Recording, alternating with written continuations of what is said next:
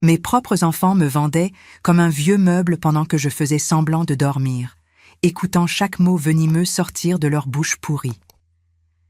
Cachée derrière la porte de ma propre chambre, moi, Hélène Moreau, 66 ans, je les regardais planifier mon exil comme on planifie des vacances.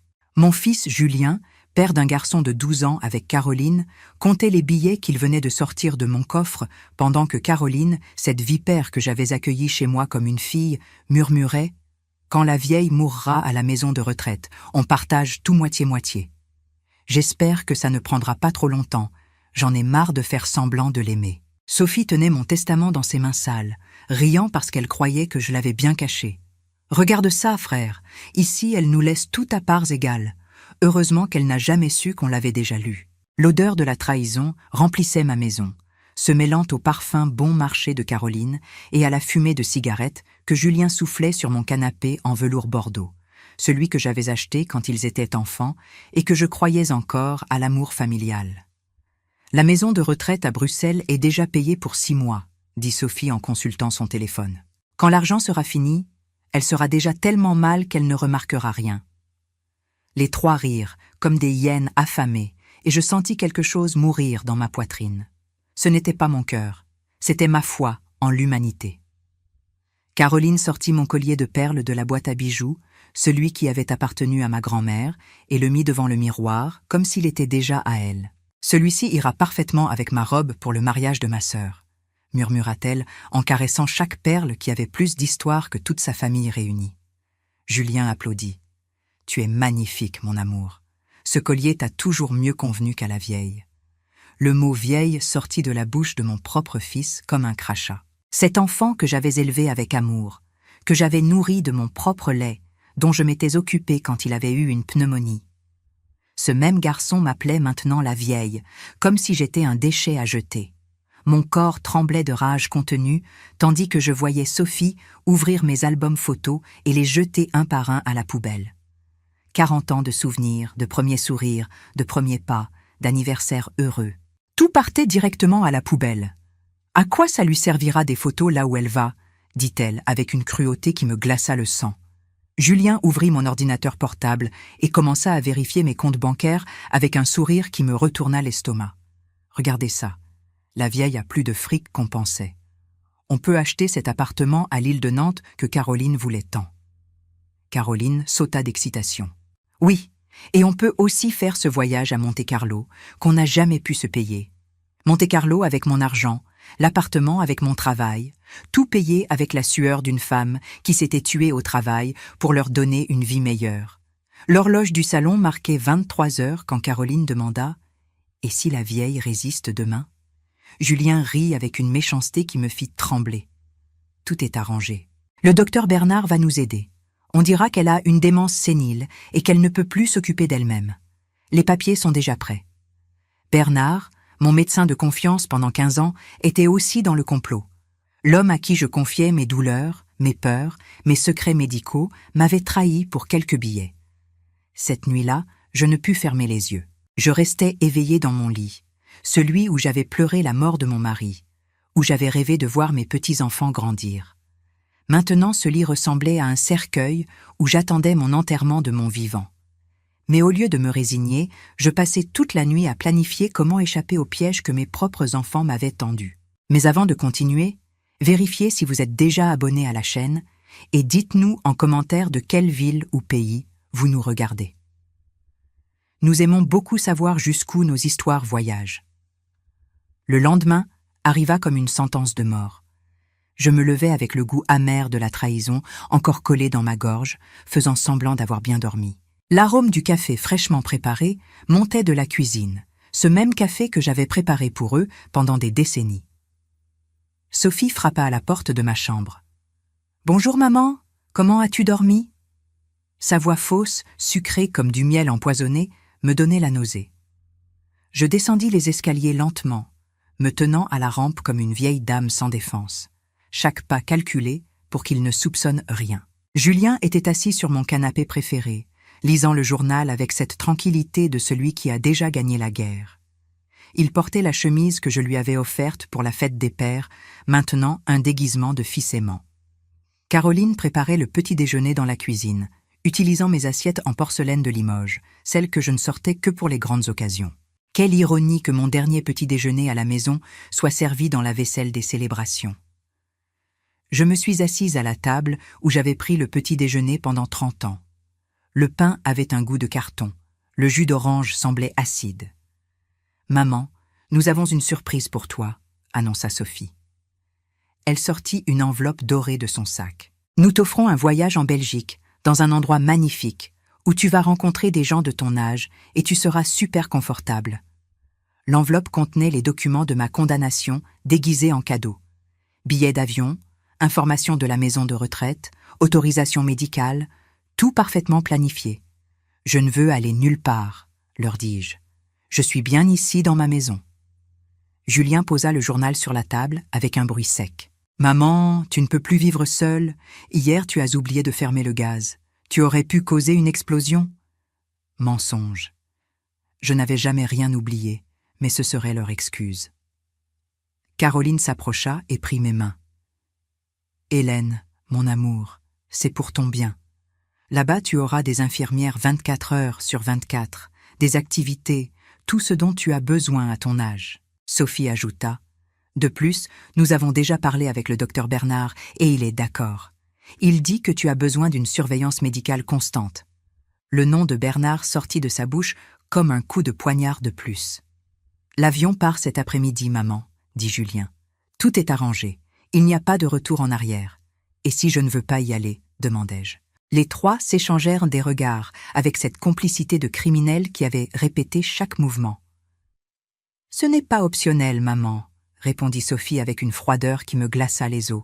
« Nous avons déjà obtenu une décision du juge des tutelles. Les papiers sont signés. Nous sommes tes tuteurs légaux maintenant. » À ce moment, on sonna à la porte. Le docteur Bernard arriva avec sa mallette noire et ce sourire qui autrefois me rassurait. « Hélène chérie, comment allez-vous » Il venait m'examiner pour signer les papiers qui certifieraient ma prétendue démence. « Asseyez-vous ici, Hélène, » me dit-il. Bernard ouvrit sa mallette, sortant des instruments médicaux qui brillaient sous la lumière. Julien s'assit à mes côtés, tenant mon bras avec cette tendresse feinte qui me dégoûtait. « Hélène, vous souvenez-vous de ce que vous avez mangé au petit déjeuner aujourd'hui » demanda Bernard en notant mes réponses. « Vous savez quel jour nous sommes? Vous souvenez-vous du nom du président ?» Question conçue pour me confondre, pour me faire douter de ma propre santé mentale. Sophie s'approcha avec de fausses larmes. « Docteur, hier, elle a oublié d'éteindre la cuisinière. Nous sommes très inquiets. Mensonge après mensonge. » Caroline ajouta. « Hier soir, nous l'avons trouvée marchant dans la maison en pyjama, disant qu'il y avait des voleurs. Nous pensons qu'elle a des hallucinations. » Bernard hocha la tête. « C'est normal à cet âge, Hélène. Le cerveau se détériore et a besoin d'une surveillance constante. » Julien montra à Bernard une pile de papiers. Procuration, autorisation médicale, documents qui me transformaient en incapable légal. « Nous avons tout prêt, docteur. Nous avons juste besoin de votre signature pour que ce soit officiel. La signature qui m'enterrerait vivante. » Bernard signa chaque document avec ce stylo doré qui brillait comme de l'or taché de sang. Caroline m'aida à enfiler mon manteau noir. Le taxi attendait dehors, moteur allumé, comme un corbillard prêt à m'emmener à ma dernière destination. Julien porta ma petite valise. Sophie m'embrassa à la porte. « Nous viendrons te voir bientôt, maman, » murmura-t-elle. Mais ces mots sonnaient vides. Le taxi s'éloigna lentement de la rue où j'avais vécu toute ma vie adulte. Pendant le trajet vers l'aéroport de Nantes, le chauffeur essaya d'engager la conversation. « Des vacances ? Quelque chose comme ça, » répondis-je. L'avion décolla, emportant mes derniers vestiges d'espoir vers les nuages gris qui couvraient Bruxelles. 2 heures de vol pour arriver à l'endroit où mes enfants avaient décidé que je mourrais seule. En atterrissant à Bruxelles, le froid belge me gifla le visage comme une claque de la réalité. Un homme avec une pancarte qui disait « Hélène Moreau. Résidence Les Lilas » m'attendait à la sortie, vêtue d'un uniforme blanc. « Madame Hélène, bienvenue à Bruxelles. » La résidence. Les Lilas s'élevaient comme un palais de marbre blanc, avec des jardins parfaitement entretenus. La directrice me reçut dans le hall. « Madame Hélène, quel plaisir de vous avoir parmi nous. Ici, vous serez très confortable. » On m'assigna la chambre 204, une petite chambre propre avec vue sur le jardin. La première nuit au lilas fut la plus longue de ma vie. Le lit était confortable, la nourriture décente, le personnel aimable, mais rien ne pouvait remplir le vide que je sentais dans ma poitrine. Monique, ma camarade de chambre, avait 80 ans et était là depuis 3 ans. « Au début, ça fait mal, » me dit-elle en se préparant à dormir. « Mais après, on s'habitue. Les enfants ont leur vie. Nous avons déjà fait notre temps. » Sa résignation me faisait plus de peine que de colère. Pendant les 3 premières semaines à la résidence Les Lilas, j'essayais d'appeler Julien et Sophie, mais ils avaient toujours des excuses. « Nous sommes très occupés avec le travail, maman. On t'appellera la semaine prochaine. » Peu à peu, je compris que ma déportation incluait aussi ma mort sociale, mon élimination graduelle de leur vie. Les lettres que je leur écrivais revenaient sans être ouvertes. Les courriels étaient renvoyés comme si mon adresse avait été bloquée. Un après-midi, en me promenant dans les jardins de la résidence, j'entendis une infirmière parler au téléphone d'une résidente dont la famille avait vendu sa maison sans la prévenir. C'est ce qui arrive toujours. Ils les amènent ici, et après ils oublient qu'ils existent. Ces mots me glacèrent le sang parce que je savais qu'elle parlait de moi. Ce soir-là, je décidai de faire quelque chose que j'aurais dû faire depuis le premier jour, appeler mon avocate à Nantes. Maître Dubois avait été ma conseillère juridique pendant 15 ans, une femme intègre qui connaissait tous mes biens, tous mes investissements. « Hélène, où êtes-vous » fut la première chose qu'elle me demanda. « Vos enfants sont venus à mon cabinet en disant que vous étiez morte d'un infarctus en Belgique. Ils ont même apporté un acte de décès falsifié. Le monde s'écroula sur moi. Mes propres enfants m'avaient tuée légalement pour accélérer l'héritage. Maître Dubois, je suis vivante et j'ai besoin de votre aide, lui dis-je, la voix étranglée. Je lui racontai tout, la tromperie, la maison de retraite, les documents falsifiés, la vente de ma maison, tout le plan diabolique qu'ils avaient exécuté avec précision militaire. Hélène, c'est très grave. S'ils ont présenté un acte de décès faux, ils ont commis un faux et usage de faux. Mais il faut que vous reveniez en France pour que nous puissions agir légalement. Pendant les 5 jours suivants, je fis semblant de m'adapter à la résidence tout en planifiant ma fuite. Le représentant de Maître Dubois arriva.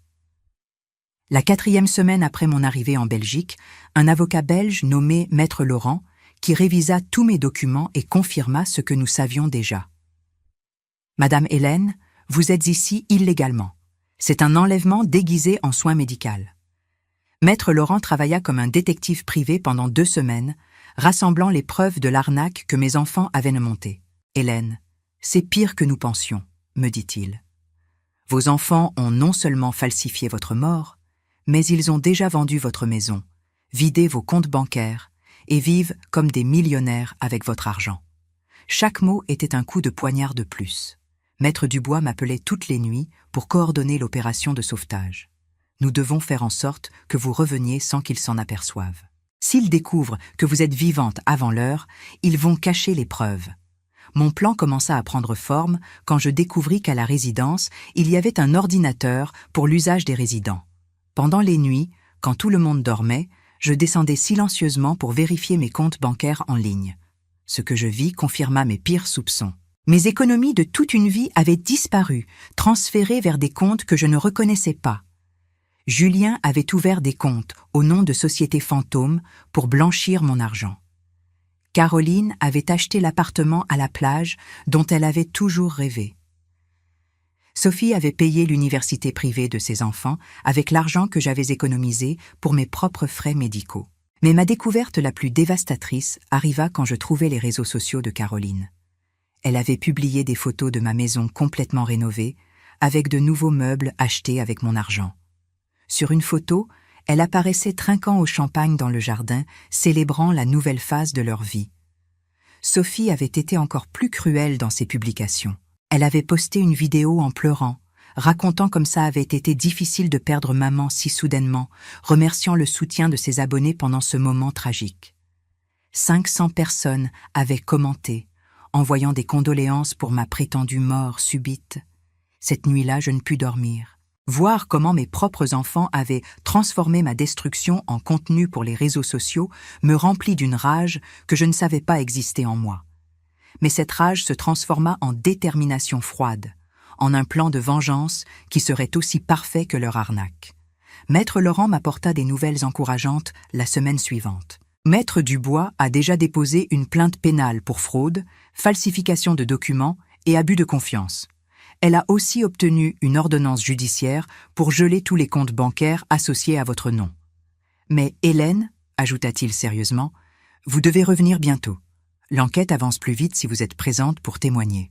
Après 2 mois et demi passés à la résidence Les Lilas, 2 mois et demi d'humiliation et de tristesse en terre étrangère, ma fuite devint enfin possible. Ma fuite de la résidence fut plus facile que je ne l'espérais. Maître Laurent avait arrangé tous les papiers légaux pour prouver que mon internement avait été frauduleux. La directrice des Lilas s'excusa 1000 fois, expliquant qu'ils avaient agi de bonne foi.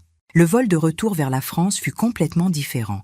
Je n'étais plus une vieille dame vaincue déportée par ses enfants, mais une femme de 66 ans planifiant la vengeance la plus douce de sa vie. Maître Dubois m'attendait à l'aéroport de Nantes avec un sourire que je n'avais pas vu depuis longtemps.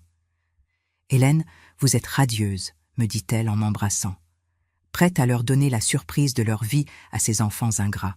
Pendant le trajet, Maître Dubois me mit à jour sur tout ce qu'elle avait découvert pendant mon absence. Julien a acheté une voiture de luxe allemande. Caroline a fait de la chirurgie esthétique dans la clinique la plus chère de la ville. Sophie a refait toute sa maison.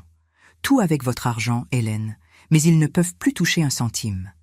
Et ils savent que je suis revenue ? Demandai-je. Ils n'en ont pas la moindre idée. Officiellement, vous êtes toujours morte pour eux.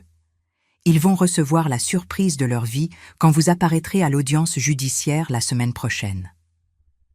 Maître Dubois avait réservé un hôtel pour moi, près du centre-ville, où je pourrais me préparer pour la confrontation finale.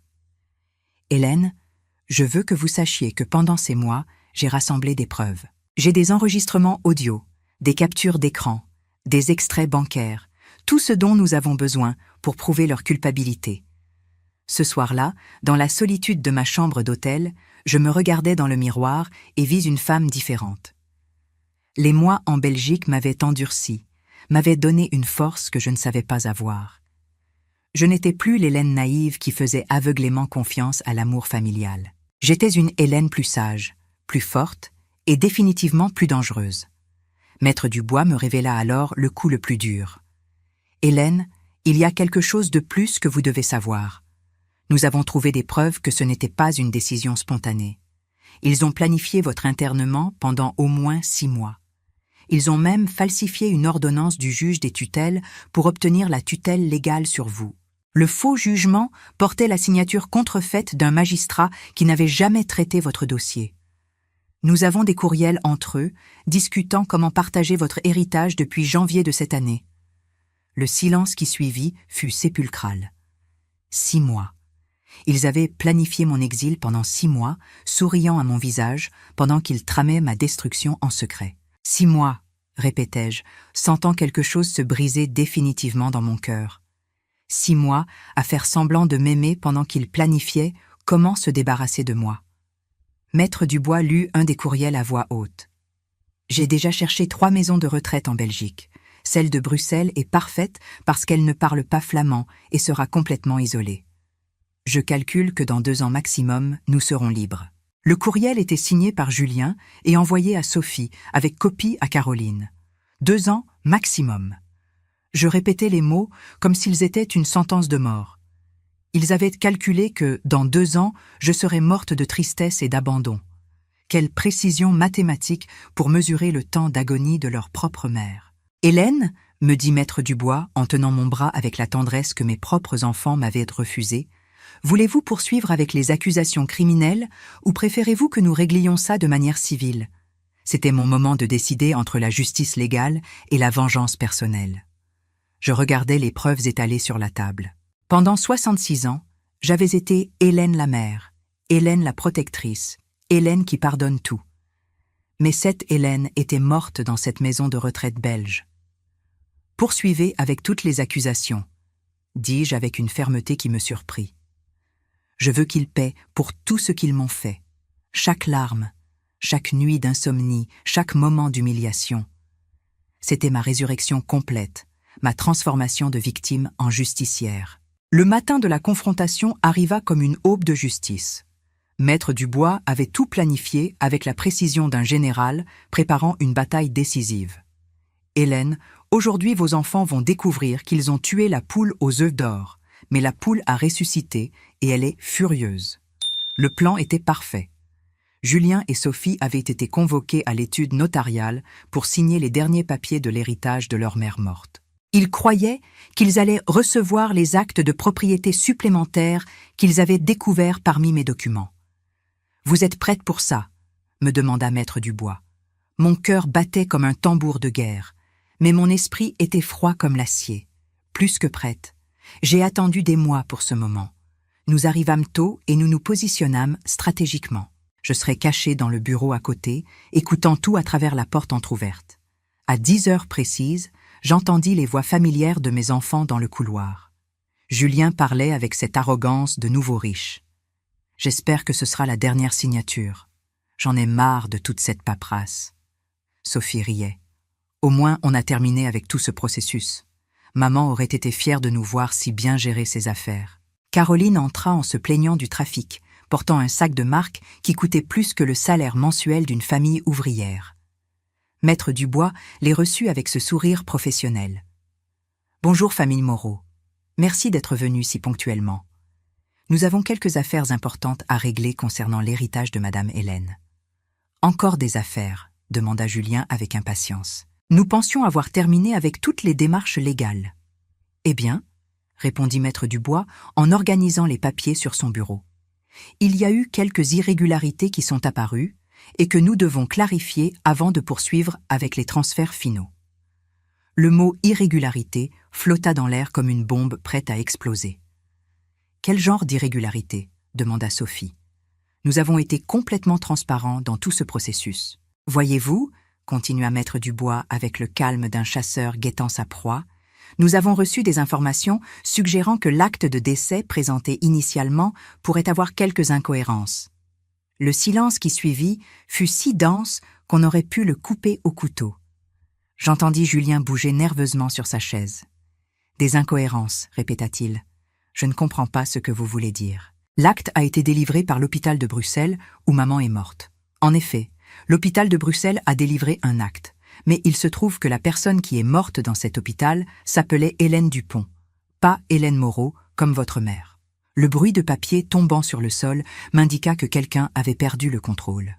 « Ça doit être une erreur administrative, » balbutia Caroline. « Les hôpitaux font des erreurs tout le temps. »« Que curieux que vous mentionniez ça, » répondit Maître Dubois. « Parce que nous avons aussi contacté directement la résidence Les Lilas à Bruxelles, où votre mère était soi-disant internée. »« Et qu'est-ce qu'ils ont dit ?» demanda Sophie avec une voix si petite que je pouvais à peine l'entendre. Ils ont dit quelque chose de très intéressant. Ils ont dit qu'Hélène Moreau avait reçu son congé il y a 3 semaines et était revenue en France, bien vivante, bien lucide et très en colère d'avoir été internée sur la base de documents falsifiés. Le fracas qui suivit sonna comme une symphonie de panique. Chaises tombant, cris étouffés, pas courant vers la porte, mais Maître Dubois avait fermé à clé. « C'est impossible, » cria Julien. « Ma mère est morte. Nous avons vu l'acte. Nous avons payé les funérailles. » Sophie commença à hyperventiler. « Maître Dubois, ça doit être une erreur. Maman est morte d'un infarctus en Belgique. »« Procédure, » interrompit Maître Dubois avec une froideur qui me remplit de fierté. « Vous faites référence aux procédures où vous avez falsifié la signature de votre mère sur des documents notariés ou aux procédures où vous avez soudoyé un médecin pour qu'il certifie une démence inexistante ?» C'était mon moment. Je me levai de ma chaise avec la dignité d'une reine qui revient réclamer son trône usurpé. J'ouvris la porte du bureau à côté et entrai dans la salle de réunion comme un fantôme qui revient régler ses comptes avec les vivants. Le silence qui suivit mon apparition fut si absolu que je pouvais entendre les battements de mon propre cœur. Julien fut le premier à me voir, et son visage se transforma en un masque de pure horreur. « Maman, » balbutia-t-il. « Mais tu es morte. » »« Non, Julien.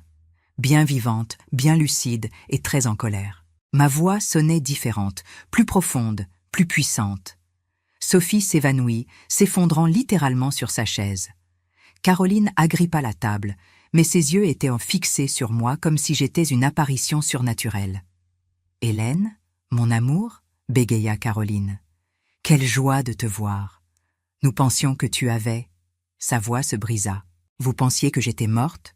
dis-je en marchant lentement autour de la table comme un prédateur guettant ses proies. « Ou vous espériez que je sois morte, parce qu'il y a une très grande différence entre ces deux choses, ne trouvez-vous pas ?» Julien essaya de se lever, mais ses jambes ne le soutenaient pas. « Maman, nous pouvons tout expliquer. Il y a eu un malentendu. » « Un malentendu, » répétai-je avec un rire qui me sortit de l'âme. Appeler Bernard pour qu'il certifie ma démence était un malentendu. Vider mes comptes bancaires était un malentendu. Vendre ma maison était un malentendu. Maître Dubois ouvrit une autre chemise et commença à étaler des photographies sur la table. Capture d'écran des réseaux sociaux, photos de leurs achats de luxe, vidéos de leurs célébrations. « Regardez ça, dit Maître Dubois. Voici Caroline célébrant sa nouvelle vie le même jour où vous avez interné votre mère en Belgique. C'était aussi un malentendu ?» Sophie avait repris conscience, mais semblait être en état de choc. « Maman, nous pensions que c'était le meilleur pour toi. La maison de retraite était très belle, elle avait de bons soins. Le meilleur pour moi, explosai-je. Le meilleur pour moi, c'était de mourir seule et abandonnée dans un pays étranger pendant que vous dépensiez mes économies de toute une vie ? Maître Dubois s'approcha de mes enfants avec une dernière chemise, la plus épaisse de toutes. Voici la plainte pénale que nous avons déposée contre vous. Fraude documentaire, abus de confiance, faux et usage de faux et enlèvement. Chacun de ces crimes a une peine minimale de 5 ans de prison. Sophie fut la première à essayer le chemin de la supplication, tombant à genoux devant moi. « Maman, pardonne-nous s'il te plaît. Nous avons commis une terrible erreur, mais nous sommes ta famille. Tu ne peux pas nous détruire comme ça. » Ses larmes mouillaient le sol de marbre, mais j'avais pleuré des océans en Belgique. « Famille », répétai-je le mot comme s'il était un poison dans ma bouche. Les familles prennent soin les unes des autres, se protègent, s'aiment inconditionnellement. Vous m'avez traité comme un déchet qui devait être jeté le plus loin possible. Maître Dubois révéla alors le coup de grâce. « Hélène, il y a quelque chose de plus que vous devez savoir. Nous avons trouvé des preuves que ce n'était pas une décision spontanée. Ils ont planifié votre internement pendant au moins 6 mois. Nous avons des courriels entre eux discutant comment partager votre héritage depuis janvier de cette année. » Maître Dubois lut un des courriels à voix haute. « J'ai déjà cherché 3 maisons de retraite en Belgique. Celle de Bruxelles est parfaite parce qu'elle ne parle pas flamand et sera complètement isolée. Je calcule que dans 2 ans maximum, nous serons libres. » Le courriel était signé par Julien. « 2 ans maximum, répétai-je. Ils avaient calculé que dans 2 ans, je serais morte de tristesse. « Hélène, dit Maître Dubois en tenant mon bras, voulez-vous poursuivre avec les accusations criminelles ou préférez-vous que nous réglions ça de manière civile ?» Je regardais mes 3 bourreaux, tremblant devant moi. Julien fit une dernière tentative désespérée. « Maman, pense aux petits-enfants. Thomas t'aime. Les enfants de Sophie te demandent tous les jours. Ils ne peuvent pas grandir en sachant que leur grand-mère a fait emprisonner leurs parents. Les petits-enfants, répétai-je avec une tristesse infinie. Les mêmes petits-enfants à qui vous avez dit que j'étais morte. Les mêmes qui ont pleuré à mes fausses funérailles pendant que vous faisiez semblant d'être triste. Poursuivez avec toutes les accusations. Je veux qu'ils paient pour tout ce qu'ils m'ont fait. 6 mois après ce jour à l'étude notariale, je me lève tous les matins dans ma nouvelle maison face à la mer à La Baule. Le son des vagues se brisant contre les rochers est la seule musique dont j'ai besoin pour accompagner mon café matinal, servi dans des tasses en porcelaine que j'ai choisies moi-même. La justice s'est déplacée lentement, mais implacablement. Julien a été condamné à 6 ans de prison ferme pour faux et usage de faux, abus de confiance et séquestration de personnes vulnérables. Caroline a reçu 4 ans de prison ferme comme complice active dans tous les crimes. Sophie, considérée comme moins impliquée dans la planification initiale, a reçu 3 ans de prison avec sursis et 200 heures de travaux d'intérêt général dans une maison de retraite pour personnes âgées. Quelle ironie poétique qu'elles doivent maintenant s'occuper de personnes âgées abandonnées tous les jours. Le tribunal a ordonné la saisie et la vente de tous les biens acquis avec mon argent. La voiture de luxe allemande de Julien a été vendue aux enchères. L'appartement que Caroline avait acheté à l'île de Nantes a été confisqué et revendu. Même les résultats de sa chirurgie esthétique à 20 000 € sont restés comme preuve visible de sa cupidité. La maison rénovée de Sophie a été saisie partiellement pour rembourser les frais d'université de ses enfants qu'elle avait payés avec mes économies. Au total, j'ai récupéré 1 200 000 € sur mes comptes, incluant le produit des ventes forcées, les remboursements directs, plus les intérêts et les pénalités que le juge a considérés justes. Mais plus important que l'argent, j'ai récupéré ma dignité. Maître Dubois est devenue non seulement mon avocate, mais mon amie la plus proche. Mon Nouveau Testament est une œuvre d'art juridique rédigée avec la précision d'un chirurgien par Maître Dubois. En France, la loi m'oblige à laisser à mes 2 enfants la réserve héréditaire, soit 2/3 de mon patrimoine qu'ils devront se partager. Mais le tiers restant, ma quotité disponible, ira intégralement à 5 organisations caritatives qui aident les personnes âgées abandonnées par leur famille. Dans une clause spéciale que Maître Dubois a rédigée avec un sourire malicieux, j'ai stipulé que mes enfants ne pourront toucher leur part qu'après avoir purgé leur peine de prison et remboursé intégralement les sommes qu'ils m'ont volées, avec intérêt. En attendant, cet argent restera bloqué sur un compte séquestre. De plus, j'ai demandé que chaque euro qu'ils recevront de la réserve héréditaire leur soit versé mensuellement par petite somme de 200 €, étalée sur 20 ans, pour qu'ils se souviennent chaque mois du goût amer de la trahison. C'est ma vengeance légale la plus douce. Les lettres de supplication sont arrivées pendant des mois, d'abord de la prison, puis à travers des avocats. Toutes ont terminé dans la même cheminée où je brûle du bois tous les soirs pendant que je lis des livres que je n'ai jamais eu le temps d'apprécier quand j'étais une mère dévouée. Le feu consume leurs mots comme ils ont consumé mon amour. Les petits-enfants ont été le plus difficile à gérer. Thomas, le fils de Julien et Caroline, maintenant âgé de 13 ans, et les 2 enfants de Sophie, maintenant âgés de 9 et 11 ans, ont dû apprendre une vérité terrible. Leurs autres grands-parents, les parents de Caroline et le père de Sophie, qui avaient divorcé d'elle des années auparavant, leur ont expliqué graduellement ce qui s'était passé. Les enfants ont appris que leurs parents avaient menti, volé et tenté de faire disparaître leur grand-mère. Maintenant, ils comprennent que mamie Hélène n'est pas morte comme on leur avait dit, mais qu'elle n'est pas non plus disponible pour ceux qui l'ont trahie. C'est une leçon dure, mais nécessaire, sur les conséquences des actions familiales. J'espère qu'un jour, quand ils seront adultes et comprendront pleinement la gravité de ce que leurs parents ont fait, ils pourront me chercher s'ils le souhaitent. Mais ce sera leur choix, pas une obligation. Le docteur Bernard a perdu sa licence médicale et fait face à des accusations criminelles pour falsification de documents médicaux. Son cabinet a fermé et maintenant il travaille comme vendeur d'assurance santé. La vie a sa propre façon de rendre justice au-delà des tribunaux.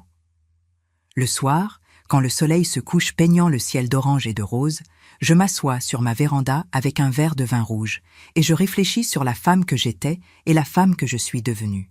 La première vivait pour les autres, sacrifiait tout par amour familial. La seconde vit pour elle-même, aime sans se sacrifier et comprend que le respect se gagne avec des limites claires. Je ne ressens pas de rancune. La rancune est un poison qu'on prend en espérant que les autres meurent. Mon Nouveau Testament inclut une lettre qui sera lue après ma mort naturelle. Elle explique que j'ai choisi de mourir entouré de dignité plutôt que de vivre entouré d'hypocrisie. Ce matin, pendant que j'écris ces réflexions dans mon journal, le facteur arrive avec une lettre recommandée. C'est de Julien, de la prison. Une autre supplication de pardon. Sans l'ouvrir, je marche jusqu'à la cheminée où le feu matinal brûle. La lettre se consume en secondes, se transformant en cendres qui s'élèvent par la cheminée vers le ciel bleu. Je m'assois dans mon fauteuil préféré, celui que j'ai choisi pour le confort et non pour impressionner des visites, et j'ouvre mon livre de poésie à la page marquée. Dehors, les mouettes volent librement au-dessus de l'océan infini. Et je souris parce que je comprends finalement que le véritable héritage que je peux laisser n'est ni l'argent ni les propriétés, mais l'exemple d'une femme qui a appris à se valoriser avant qu'il ne soit trop tard. Le vent marin entre par la fenêtre ouverte, emportant le dernier vestige de l'Hélène que j'étais et bénissant l'Hélène que je suis.